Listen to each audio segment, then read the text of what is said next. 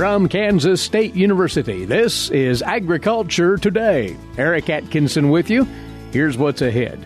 K-State's Gregg Ibendahl standing by to offer his outlook on oil price trends in 2021 and the ensuing impact on the gasoline and diesel prices that you producers will be dealing with. He says the rate that those will increase will depend on how quickly the oil industry recovers from the market damage caused by the pandemic. Also from the Washburn University School of Law, Roger McEowen is back, this time to talk about the possible changes in income tax provisions being promoted by the new administration and how those would likely affect you agricultural producers if they took effect. Also standing by, K-State's Gus Vanderhoeven with another Stop, Look, and Listen.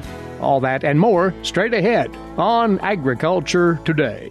A social distancing tip. Putting distance between yourself and others is critical to slowing the spread of coronavirus. So here are ways to stay in contact without the physical contact part. Call, send a text, set up a video conference, post on social media, dedicate a song on the radio. If you have symptoms of fever, dry cough, and shortness of breath, call your healthcare provider before going to their office. For more info, visit coronavirus.gov.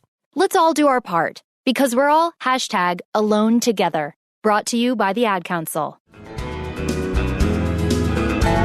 Welcome once more to another Agriculture Today here on the K-State Radio Network. As you producers know, fuel costs are more than just a nominal part of the farm budget, and we like to provide from time to time, courtesy of our guest, an outlook on fuel prices. In fact, he's just put together an article on that very thing that's posted at the agmanager.info website. Gregg Ibendahl is a farm management economist with K-State Research and Extension as we look to this year, 2021, and where those fuel prices might be headed. And this takes on added interest, Gregg, in that we have seen gasoline prices start to creep up in recent weeks. Yeah, I mean, this is coming off a really unusual year. I mean, everyone realizes COVID has done a number on 2020. So, part of that consequence of 2020 with COVID, we saw demand for oil just, plummet through the floor, and gas prices and diesel prices followed suit. So, most of the summer people were paying well under $2 a gallon for gas, which is great. But, now, ever since Christmas time and moving through most of January, we've seen fuel prices kind of been creeping up. Gas, at least around where I am, gasoline is probably around $2.25 now. So, yeah, it's been slowly rising, and I kind of really expect that going forward for a lot of the year, actually. We will expand on that as we go along here. Of course, gas and diesel prices are inextricably tied to oil prices. There's actually a ratio relationship there, you say.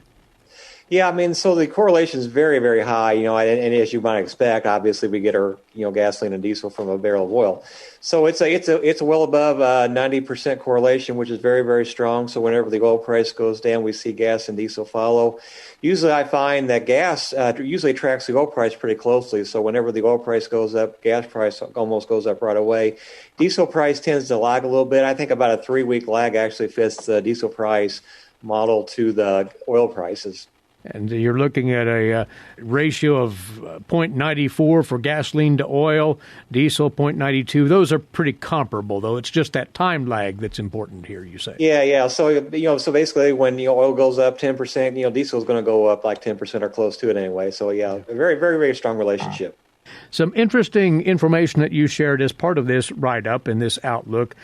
You have broken down what you're calling the pre- and post fracking eras. Fracking, of course, a technique of oil exploration and extraction that's garnered a lot of attention in recent years. But from the economic side, those numbers are quite interesting, Gregg. Yeah, so with fracking, that has really changed the whole outlook for oil in the United States. You remember one time, and I don't know how many years ago it would have been, but there was a lot of talk that we had reached peak oil and oil was going to decline, and we would eventually run out of gasoline and oil in the United States, and we'd always be a net importer of oil, and that was looking very negative for the future of oil in the U.S. But then suddenly, fracking's been around for a long time, but they finally kind of made it work where they could actually get some of these older oil wells in the U.S. more productive again. So really, Since about 2006, where we really started getting into fracking, we went from about 5,000 barrels of oil a day that we were producing in the U.S. till now, we're producing probably about 12 to 15,000 barrels of oil a day. So just an incredible turnaround in the oil industry. We've gone to a place where we were importing a bunch of oil to now we actually export a little bit. So a very different oil market than what we had, 10 or 15 years ago. And you brought in earlier, and it's worth reiterating that the pandemic this past year has been a factor of great note as we saw the demand for gasoline decline, and this has spilled over in so many ways, Greg. Yeah, so the oil industry, even though we have a lot of fracking now, that's not an inexpensive way to produce oil, actually. So, one nice thing, thanks to the fracking, we were able to produce a lot more gas and oil, and that helped to lower the gas and diesel fuel price. But then we had 2020 happen with the COVID thing where everyone had to stay home, and that really did a number on the demand for oil and gas and diesel. And as a result, we really saw at one point in time last year where the oil price actually went negative when one of the oil futures contracts was expiring and they didn't really have any place to put oil. So it actually went negative for one day. It has since bounced back. But we are really kind of in a point in this last year where the price of oil is really probably at a point where those guys in the fracking industry really have a tough time breaking even. $40 to $50 oil is really almost too cheap for that to be a sustainable industry. Yeah. That is backdrop then to your analysis, and you put this in a context of what happens to gas and diesel prices when a $10 increase in oil prices occurs. How does that relate at the pump, so to say? Well, so, again, there's a very strong relationship, so it's pretty easy to come up with a model for that. So normally we see, for oil's in the standard range, probably from, $40 up to $100 a barrel. Normally we see about a $10 increase in the price of oil will lead to about a 24-cent price increase in the price of diesel fuel and 22 for gasoline. So it's about a 20-cent increase in the price of a gallon of gas or diesel fuel versus a $10 increase in the price of oil. So that's what you're going by here as you come up with an outlook.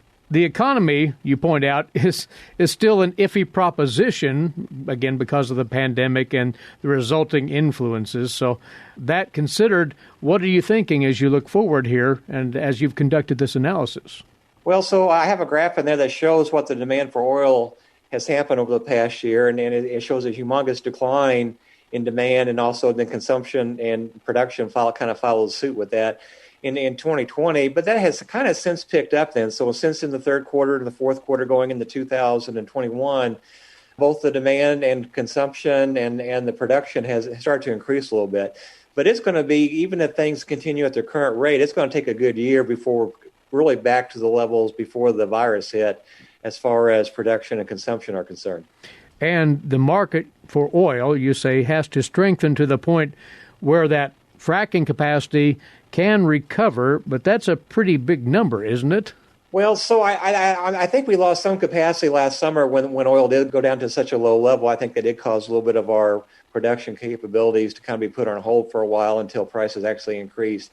It's going to take, I think, a fairly good-sized oil price for those folks to get back in operation again, because that is a very heavily leveraged industry, so it'll take pretty good prices to get that back moving again. My thought is it's going to take about $100 price of oil to get us back to full production capabilities like we had before. The question is how quickly that actually occurs. So if we see a big ramp up in demand this spring, if the economy really starts to take off, where demand is outpacing production, then I think we have the chance to maybe talk about $4 again gasoline again sometime here in the next probably a year or so. And on the diesel side, maybe a bit premium to that, but in that ballpark as well? Well, potentially, if demand really takes off. Now, that's my more pessimistic view. If demand increases a little bit slower like it has over, like we have seen this past month or so, then I don't think we'll get to $4 right away. I think it's going to be a much slower process. And maybe that will give the production folks a chance to actually catch up with the production side. And maybe we won't quite see $4 gasoline and diesel fuel. But again, it really all depends on how quickly the economy grows going forward. The odds are, though, that we may be now, or we may have been in the last few weeks, at the low ebb of the market here. Yeah, that's a bit unusual because normally when we look at this time of year in January and February, this is really typically our low point of the year for price for gasoline. I don't think this year is going to be that case at all. I think we're going to see fuel prices probably gradually increase through the entire year. which means right now it's probably your best chance to buy diesel and gasoline, I think, for this coming year. To whatever degree that's possible, though, Greg. Yeah, I mean, as much as you have storage capabilities and such, I don't think I would be afraid to top off my tanks this kind of year, because I don't really see, unless the economy really turns south for some reason, that really diesel and gas prices are going to go down throughout the year. I think that the most realistic cases are going to slowly rise through the majority of this coming year. Looking at it more broadly, then, what do you think, Greg, this could portend for the ability to generate a decent farm income in 2021? Fuel costs are only part of the equation, of course, but how impactful could this be? Well, actually, I'm going to talk about that during our mini risk and profit about the outlook for farm profitability. So fortunately, at this point in time, grain prices are looking at such that I think the next year or so looks pretty good. But really, the downside of that, though, is I think you're going to see practically all categories of expenses, I think, start to go up this year. So I've done some research for fertilizer prices are highly tied to the price of oil. Certainly, we're going to see higher seed prices. So I expect farmers, they may be getting pretty good prices for the crops this year, but I think we're going to see kind of a mirror image of that happening on the expense side, where most of our expenses are going to go up too. Some unknowns attached to all of this, though, economic recovery being the greatest among them. So this could flex quite a bit yet. Oh, yeah. We economists are kind of like the weathermen. We can make a forecast, but, we can always be wrong, too. Okay. Greg has put up a great summary of this oil price update and fuel price outlook on the agmanager.info website. And it has graphs and charts to illustrate where we might be headed with gas and diesel prices in 2021. Check that out at agmanager.info. And looking forward to hearing you on that risk and profit presentation later on today, Greg. Many thanks to you. Appreciate your time. All right, thank you. Gregg Ibendahl with us, farm management economist with K-State Research and Extension.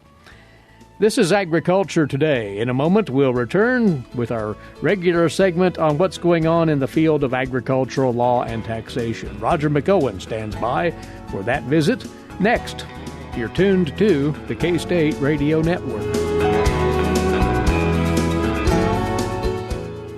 Legal and financial concerns surround the day-to-day management of the agricultural industry.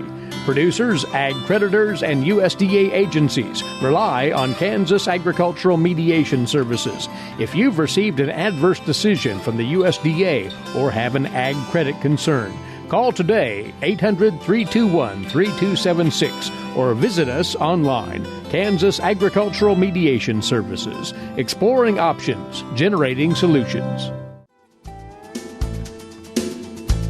We're back on Agriculture Today, and on the line with us once more from the Washburn University School of Law, Professor of Agricultural Law and Taxation there, Roger McEowen. As you know, Roger's along with us every other week to get into developments in the fields of agricultural law and taxation. And none more in the limelight than what we'll talk about today, Roger. With the new administration checking in, there are rumblings, at least, of potential changes in tax policy. And just broadly, before we get into some of the nuances of this, what's your take on what's going on?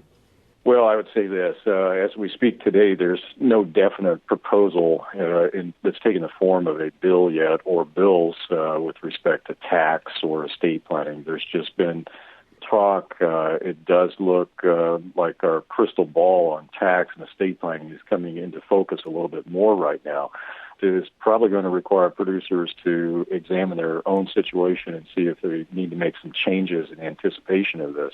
I think we're getting close enough to the point in time where we can feel fairly certain that there are going to be some changes and that we may need to make some preemptive strikes for farming and ranching operations to head off what might be coming. Well, this time around, we'll talk about possible changes in income taxation, how that might affect producers, and next time we'll get into estate taxation changes. Let's start with this. Possible alterations to the capital gains tax. What is on the burner here?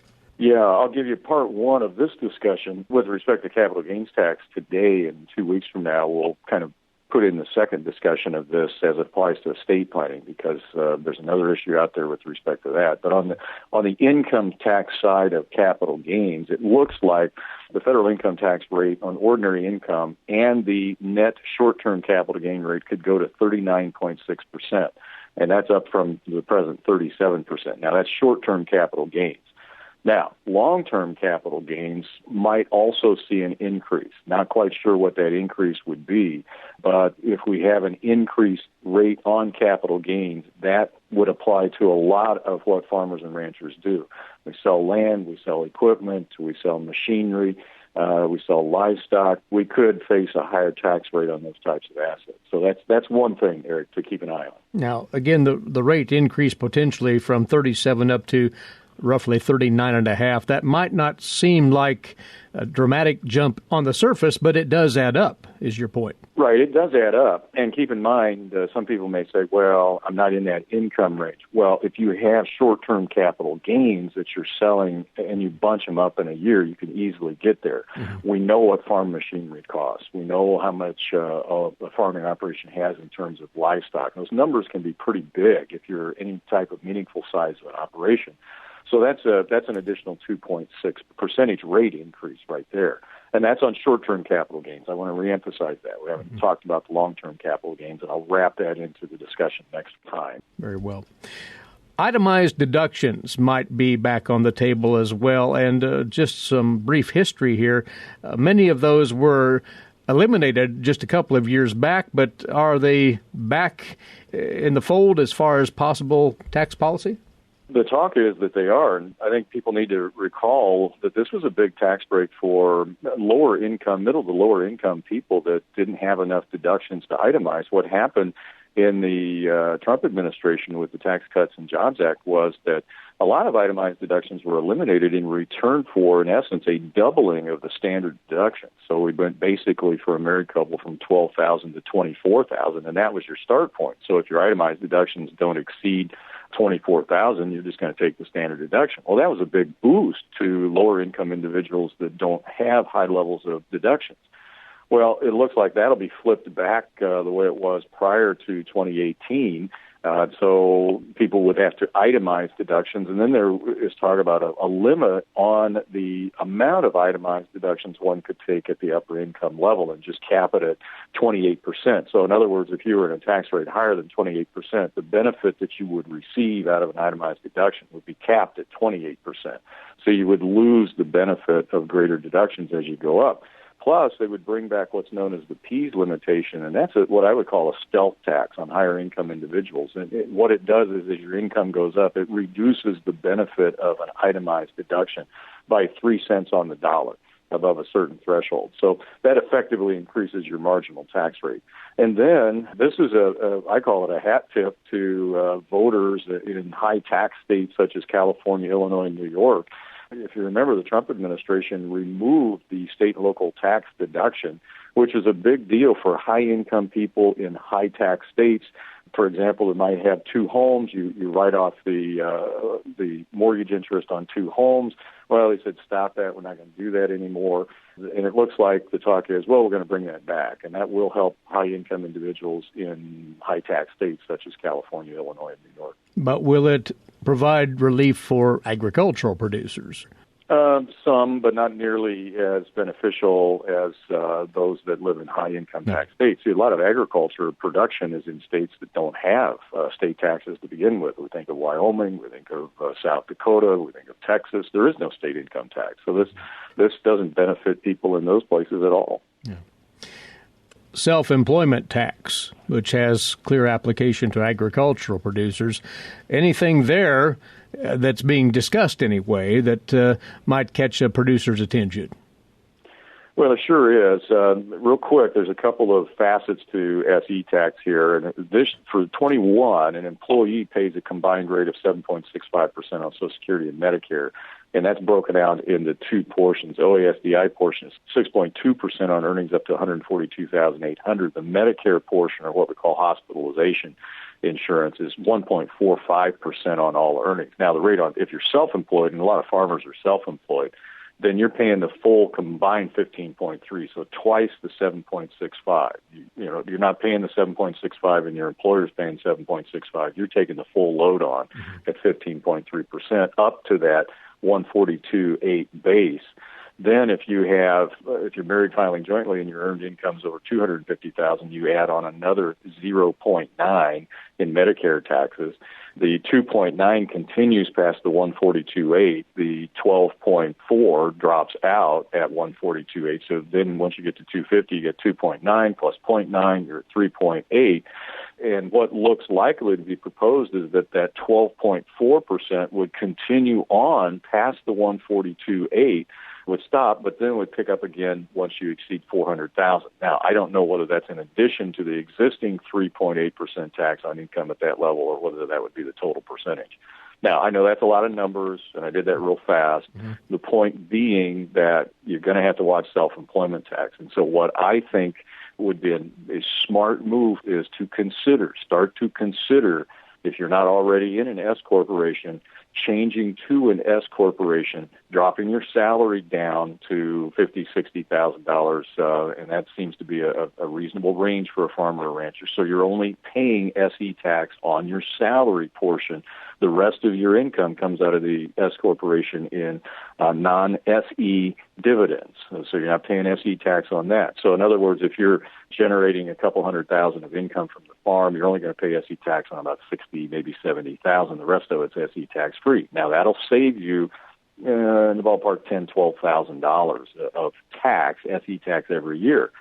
The other thing you have to watch is, do you need to pay into the Social Security system, or are you beyond the point where that's no longer beneficial? A lot of farmers and ranchers are beyond that point. So, again, a lot of things people need to be talking to their tax practitioners about. And we'll bring in one last thing here that you propose in the article on this that you have posted on your blog. Will we see a retroactive tax increase? And that opens up a whole new can of worms. Oh, that's a mess. They can do it constitutionally. They shouldn't do it because retroactive tax changes create a lot of complexity. For example, if you've already paid estimated tax and withholding, well, those are based on the law in existence at the time of the payment. So if the tax law changes retroactively, then those prepaid taxes now have to be recomputed. It can be done. To be legal and pass constitutional muster, then it has to satisfy due process, and that means it has to be rationally related to a legitimate purpose of government. Mm-hmm. And what they'll say is, well, we have to increase taxes because we need more money because we're spending a lot due to the virus. Well, okay, I suppose that would be a rational argument, even though historically data doesn't support the notion that increasing taxes in the long term increases government revenues. It tends to stifle business and the economy. But that would be the argument, and it would probably be upheld in court. So can they do it retroactively? Yes, that would be really bad if these changes were to be retroactive back to the beginning of this year. As we say, stay tuned.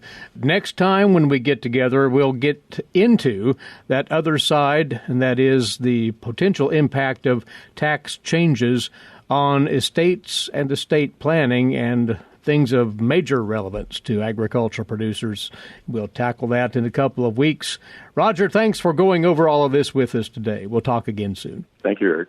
Roger McEowen with us, Professor of Agricultural Law and Taxation at the Washburn University School of Law. Once more, full notes on what Roger's been covering here today on potential tax changes can be found on his blog, and that is at washburnlaw.edu/WALTR.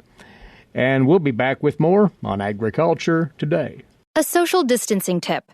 Putting distance between yourself and others is critical to slowing the spread of coronavirus. So here are ways to stay in contact without the physical contact part. Call, send a text, set up a video conference, post on social media, dedicate a song on the radio. If you have symptoms of fever, dry cough, and shortness of breath, call your healthcare provider before going to their office. For more info, visit coronavirus.gov. Let's all do our part, because we're all #AloneTogether. Brought to you by the Ad Council. You're tuned in to the K-State Radio Network and Agriculture Today. Eric Atkinson here, and now on to today's agricultural news page and these headlines, courtesy in part of DTN. Well, cabinet nominations in the spotlight on Capitol Hill. Tom Vilsack's nomination to U.S. Agriculture Secretary advanced unanimously out of the U.S. Senate Committee on Agriculture, Nutrition, and Forestry yesterday. It'll now head to the full Senate for approval. During his virtual testimony before the committee yesterday, Vilsack outlined how agriculture has changed since he left the USDA in 2016 and how farmers fit into the future of the country, saying, in his words, "We are tasked with delivering fundamental services, safe and nutritious food, clean water, rural broadband, energy security, sound infrastructure, and business services." He went on to say the future of farming in the U.S. will depend greatly on stopping the farm debt cycle and creating transparency in pricing throughout the supply chain. Vilsack added that the Biden administration's push to address climate presents an opportunity for farmers. In particular, he said, farmers would be willing parts of the solution. And he brought up the idea of establishing an advisory group of farmers that could help put together a carbon sequestration plan to compensate producers for capturing greenhouse gases in soil. He also said he'd work with the next EPA administrator to make sure that the small refinery exemption system is used as designated as part of the renewable fuel standard. He added that there is no danger that electric vehicles will threaten the USDA's support for biofuels. And the reality is that we're going to need both. We're going to need a biofuel industry that promotes, as you pointed out, the greenhouse gas emission savings over gasoline. We're going to promote biofuels because of the octane capacity. So if we're really interested in expanding mileage over time, one way to do that is by having biofuels, higher blend biofuels that will expand mileage with new engines. And the reality is that General Motors and Ford and all of those other car companies, they're not going to stop producing combustion engines, cars with combustion engines. They're not going to stop that process. So we need an alternative fuel source in addition to complement our efforts on the electric. I don't see why we can't have both over a long period of time. We're going to need both. Now, American Coalition for Ethanol CEO Brian Jennings said in a statement that the ethanol industry expects Vilsack to help secure biofuels policy, including the renewable fuel standard. The National Association of Wheat Growers also said in a statement that group has a good relationship with Vilsack. NOG CEO Chandler Gould says that Vilsack demonstrated his qualifications during the hearing, saying that his previous tenure as secretary, a great working relationship with NOG, and he says that he and his staff look forward to him resuming his role at the USDA. Meantime, Iowa Republican Senator Charles Grassley said he wants regulatory stability in agriculture when considering the Biden administration's nominee to head the EPA, Michael Regan. In a recent conversation with Regan ahead of his hearing today before the Senate Environment and Public Works Committee, Grassley said he expressed concern about how Regan would approach regulating water on farms. The Senior Director of Regulatory Affairs at the American Farm Bureau Federation, Don Parrish, said it's likely that farmers will see a 180, as he put it, when it comes to environmental regulations. He says that they expect more clarity in the days to come as more and more political appointees take the reins of various government departments and agencies. And Parrish added that they believe the Navigable Waters Protection Rule struck the right balance, one that protects the resource and provides producers with the clarity and certainty they need to farm the land, in his words. Parrish went on to say the last thing farmers and ranchers need or want would be to go back to significant nexus, whatever that term means, he said. Farmers and ranchers are pragmatic and welcome the opportunity to start a dialogue, in his words. The 2015 WOTUS rule used that significant nexus science as a basis to show all water bodies are connected and therefore subject to regulation. The Biden administration has filed requests in U.S. district courts in Maryland and Washington, D.C., meantime, requesting a pause in litigation over the Navigable Waters Protection Rule put in place by the Trump administration. Again, that replaced the Obama-era Waters of the U.S. rule. The administration has sought a 6-month delay in court actions, arguing that that will allow the Biden administration adequate time to review the rules and determine whether they should be maintained, modified, or otherwise reconsidered. Now, the administration pledges to provide an update in 90 days, and at the end of that 6-month period, the parties are to provide a joint status report proposing further proceedings. U.S. agricultural interests, of course, monitoring the situation closely. Many groups marshaled resources to get the WOTUS rule replaced. Due to that contention, it was a case of government overreach and would be subject to a large amount of area to federal regulation. Given the filings in court, it appears the Trump administration's rule will not be immediately repealed, as has been requested by some lawmakers. And something that we mentioned yesterday right here, new bipartisan legislation that targets direct-to-consumer marketing recently has been introduced. With additional details here, Scarlett Higgins, who tells us it would create new opportunities for cattle producers and smaller processors to market their beef products.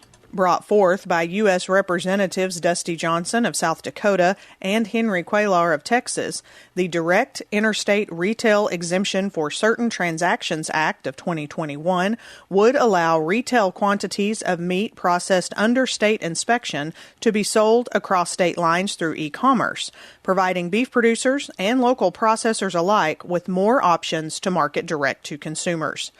The act would amend the retail exemption under the Federal Meat Inspection Act and Poultry Products Inspection Act to allow processors, butchers, or other retailers to sell normal retail quantities of state-inspected meat, which is 300 pounds for beef, 100 pounds for pork, and 27.5 pounds for lamb, to consumers across state lines.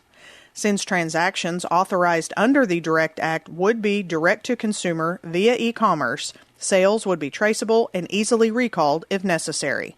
I'm Scarlett Higgins. And a quick calendar item here. The next in that series of Kansas Corn Schools, that webinar series, will take place tomorrow, February the 4th, and there's still time to register. K-State's Sarah Lancaster will be on the program to talk about corn weed control, and K-State's A.J. Sharda on the latest concerning planter technology. If you'd like to take part in this tomorrow, you can find out more at kscorn.com/cornschool. kscorn.com/cornschool. It's set for tomorrow evening at 7 o'clock. Gus Vanderhoeven awaits with his weekly visit with us. After this final break, you're listening to Agriculture Today. When you are in need of timely, reliable, and trusted information, K-State Research and Extension is here. Whether it's organizing people, information, or resources, they have the necessary tools. Community comes first for K-State Research and Extension. For more information and to connect with your county's extension agents, visit www.ksre.k-state.edu. This is Agriculture Today. Stop, look, and listen. I was reading a copy of an old newspaper. That's Gus Vanderhoeven of Kansas State University with comment on life in rural Kansas. We will never see the land again as they saw it. Oh, I can take you to places which are still as the land was. I can even do that on our farm. But it will be a small piece of the land that was. And on our farm, a very small piece. I'm thinking of one location down in a draw where water trickles by and stands in a small clear pool, and you can see rock in the bottom. Next to it is a small flat area with grass where one could roll out a sleeping bag and take a snooze. But the big, far vistas, with no construction, no fences, no lights at night, except for moon or stars, no. not on our farm nor many other places anymore. Maybe out west. The reason I'm thinking this is because I was reading a copy of an old newspaper. It is the Grondwet, or translated, the Constitution, a Dutch newspaper printed in Holland, Michigan, January 15, 1878. It's printed in Dutch. It's fascinating reading with international news. I will skip the international news, but will read part of what intrigued me. It is from the report by the Kansas Committee, Dutch settlers of Michigan, sent to the Kansas land to see for themselves what the land was like and what opportunities there might be to settle here. Remember, this is 1878, and Kansas became part of the Union in 1861, January 29th. To help me appreciate what I was reading, I have unfolded a current map of Kansas on which I have highlighted the town names mentioned. The report of the Kansas Committee is dated December 1877. I read, late Sunday night, we departed westward to Trego County, situated 60 miles west of Russell, where we arrived at 3 a.m. Since most of the night had already passed, we did not take a rest, but ate an early breakfast. As soon as the dawn broke, the hustle and bustle began. With our own little horse, we were on our way in northerly direction. We soon became aware that we had a beautiful piece of land in front of us that seemed like paradise, one that only became more attractive moment by moment. We came to the Saline River, where water had a salty taste because it was close to sources of salt, but here it was fresh. 6 miles north of Trego, and then we turned northeast, climbing higher so that we could see the surrounding lands with binoculars, which provided a wonderful sight. A valley came into view, 6 miles wide and 1 mile long, as far as we could see with our eyes. A small brook that delivered water to the area flowed through it, and a large herd of cattle grazed, so that all of this presented us with a delightful view. They did all that before noon. I bet you the little horse was tired and surely earned its oats. I have looked it up on the map, and I'm quite sure it would not be too difficult to retrace their ride, except today there are the fences and roads to cross. Of course, Trego is a big county, and I expect they arrived by train in Wakini. There they rented horse and cart and went on their way. In the afternoon, they went 6 miles south of Trego. They saw more beautiful land, but as they thought, not as good as they had seen that morning. I wonder if they had a spade in the cart, and if they pushed the spade into the ground, dug up a spadeful, and let the soil drift through their fingers. We know they had come to Kansas as a committee to look for land for a possible settlement. They would not buy land. They would go home and report. At that time, they estimated that 40 to 50,000 cattle were raised near Trego. The old town of Trego was about 10 miles southwest of Wakini. South of Wakini runs the loop of a scenic byway through Brownell, then back north again. The Dutch surveyors must have had a good eye for pretty country, as they remarked beautiful land, but not as good as north of Trego. This makes the point that beautiful land does not always make the best agricultural land. During the night, they traveled on to a small town, Coyote, 13 miles west of Trego, where they arrived at 3 o'clock in the morning. When daylight came, they looked around, but not too far, as they were tired. It was noted that near Coyote, all the government land was still open, good for a new colony. Interestingly enough, they did make mention of some fears for possible droughts in the Trigo land. They anticipated more rain around Hayes. They stated that rain measured at Fort Hayes is almost the same as in Illinois. That sounded to me like stretching it. Apparently, there was a water well about 90 feet deep near the railroad station. I wonder how much today's irrigation has lowered that water table. As the report goes on, they realized they were running out of time, and the four of them split up. They went to look at available land near Hayes, and the others went to look at land near Salina. After looking at available pieces of land, they reunited and went to Junction City. I wished those people would have had smartphones and had taken pictures in 1877. Gus Vander Hoeven of Kansas State University with his weekly commentary on life in rural Kansas. Once more, our time is away. Thanks to you for tuning in. Eric Atkinson for Agriculture Today. This is the K-State Radio Network.